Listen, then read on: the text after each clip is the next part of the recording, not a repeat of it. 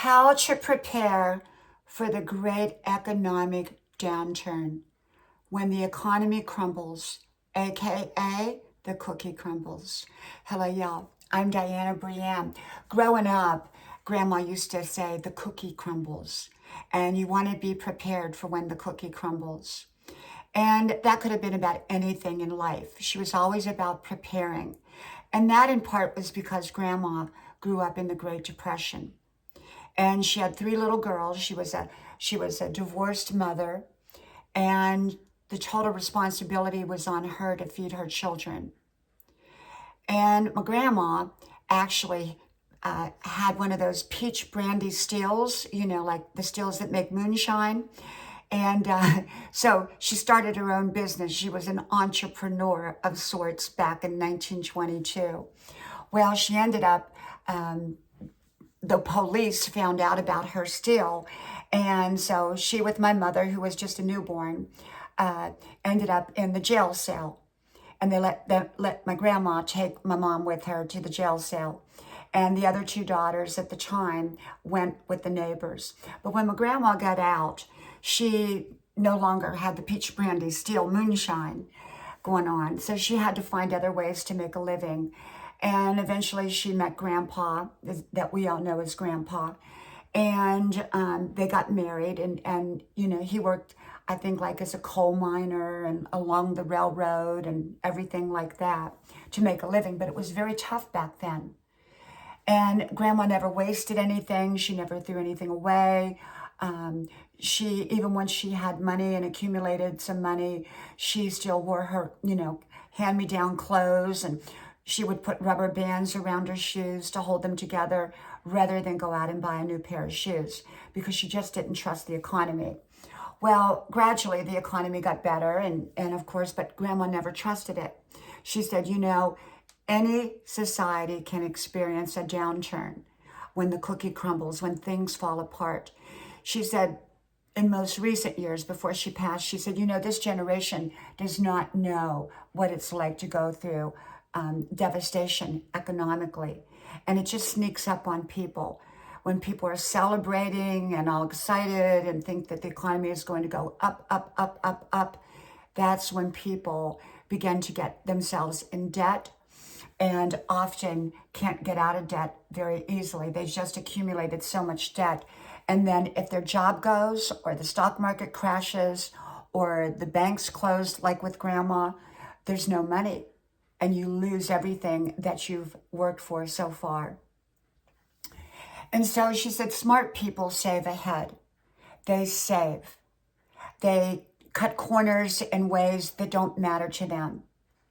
And so I've lived by that philosophy. You'll rarely see me go to a car wash. I wash my own car at home, my truck at home.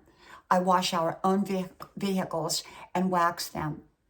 And I know people that every week they spend $25 having their car done, which would probably take them most 20 minutes to do it themselves.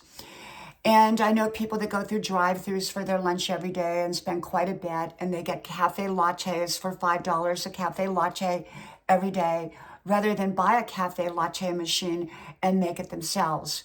It would probably pay for itself in a very short amount of time. And yet people love the convenience of just driving through a drive-thru. It's more fun for them. But for me, I don't do that. I believe in being frugal in areas that I really don't notice, that don't change my quality of life at all. Because you want to be prepared if a stock market ever crashed, or if the economy crashed. Now, I'm not saying that that's going to happen. I'm not saying that. I'm not an economist. But I'm a person who thinks wisely. In every area of my life, I do the very best. And so, in a general sense, I would prepare for the worst and hope for the best. And Grandma really stressed staying out of debt. She never went into debt. She didn't believe in debt. She said, if you do have debt, do your best at getting out of it by paying it off. Or maybe you don't need that fancy car. Maybe go out and sell that fancy car and replace it with a less fancy car that you can afford and have that car paid off rather than have high car payments. Because if you miss a couple car payments, it can get repossessed. If you own the car outright, no one's probably going to come back and try to take it. And so the time to prepare for difficult and challenging times is when you don't need to, not when you have to. Because when you have to, often that's the time you need the money.